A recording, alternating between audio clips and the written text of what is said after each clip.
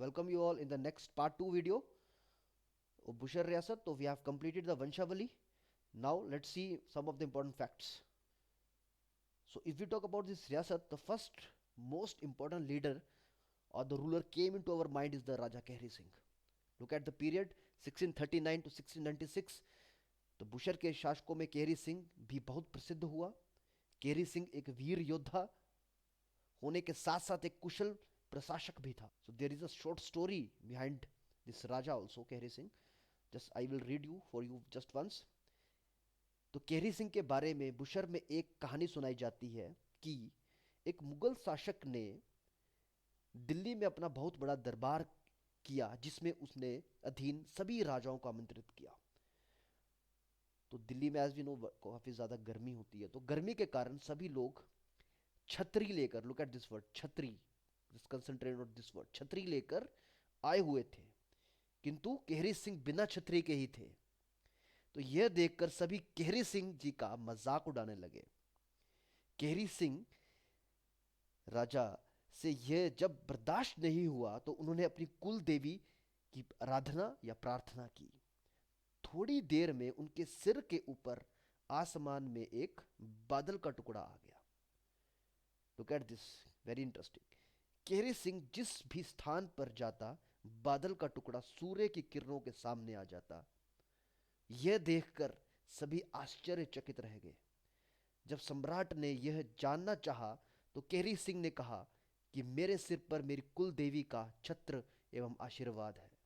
यह देखकर मुगल सम्राट ने केहरी सिंह को छत्रपति का खिताब दिया। तो very important question, which Raja Bushehr got the title of the Chhatrapati? Basically this is might be in some books it is written by, this is given by Aurangzeb, but here it is not mentioned who was the Mughal Shashak. Again important contribution by this Raja is the प्रसिद्ध लवी मेला। रामपुर का प्रसिद्ध व्यापारिक लवी मेले की शुरुआत भी केहरी सिंह द्वारा की गई थी। हुआ क्या था, बेसिकली केहरी सिंह ने अपने राज्य को तिब्बत की तरफ से खतरा मुक्त करने के लिए उनके साथ एक व्यापार का समझौता किया बेसिकली, और जो कि 1681 ईस्वी में किया गया। और उस समय तिब्बत का राजा था ग्यालदन छोगेंग। बेसिकली कॉन्ट्रैक्ट, एक एग्रीमेंट साइन हुआ। I want to show you the agreement, this is the agreement, this is the original agreement. I will read you for this for you better understanding, just read this. उस agreement में, उस अनुबंध में, उस contract में क्या लिखा गया था?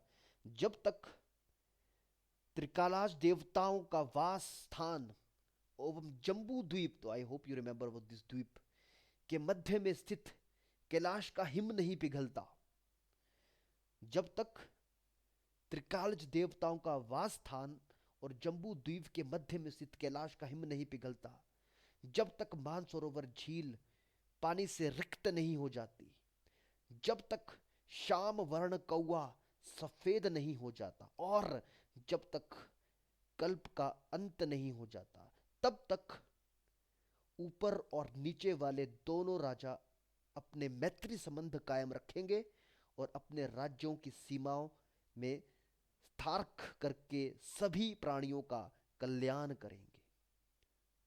इसके अलावा ऊपर और नीचे दोनों राजाओं के संदेशवाहक, कर्मचारी एवं राजदूत एक दूसरे के इलाके में आ जा सकेंगे। तो you can read this very very important thing. So why I'm reading for you, because these type of things made better understanding and clarity about our history. And you have to remember, if you want to clear the HPPSC exam, allied services or HS, you must know all the facts. Otherwise, you're not able to do anything. At the current scenario is very very difficult.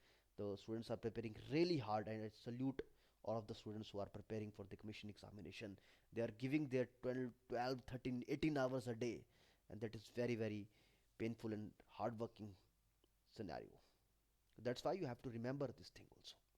तो ये कब तक चलता रहा?